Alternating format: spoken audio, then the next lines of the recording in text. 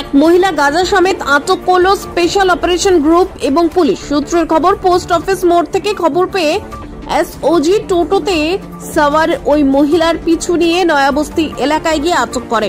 ঘটনাটিকে ঘিরে চাঞ্চল্য ছড়ায় জলপাইগুড়ি এলাকা। ওই মহিলা জানান, তিনি এনজেপি থেকে বাস ধরে এখানে আসেন।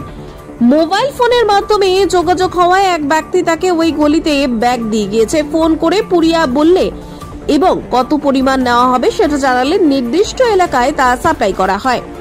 সেটাই নিতে এসেছিলাম। 2 প্যাকেট গাঁজা 10,000 টাকা দিয়ে নিয়েছি।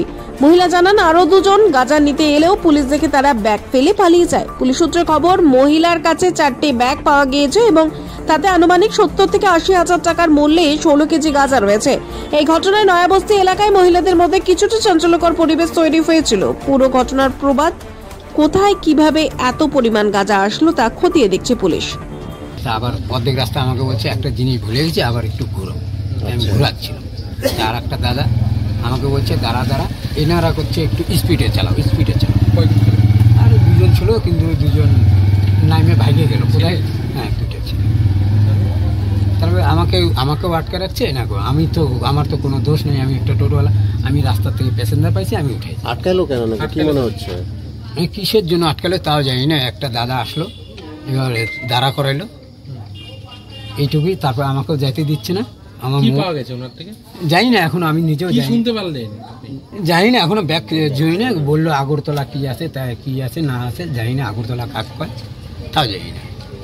কিসের জন্য আটকাচ্ছে জানি না, ওনাদের ব্যাগে কি আছে আমি তো জানি না, কিন্তু আমি উঠাইছি। হঠাৎ তাড়া করলো কেন তাও জানি না আমি, কেন হঠাৎ তাড়া করছে।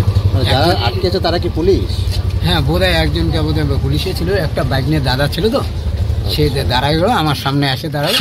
আমি স্পিডে যাচ্ছিলাম, এসে দাঁড়া গেলো। আমি দাঁড়াইছি, প্রথমে ওদিকে ডাকছিল, আমি তো দাঁড়াইনি, আমি বুঝতে পারিনি। আমি আর যাচ্ছি, তারপরে ওনারা করছে একটু স্পিডে চলো।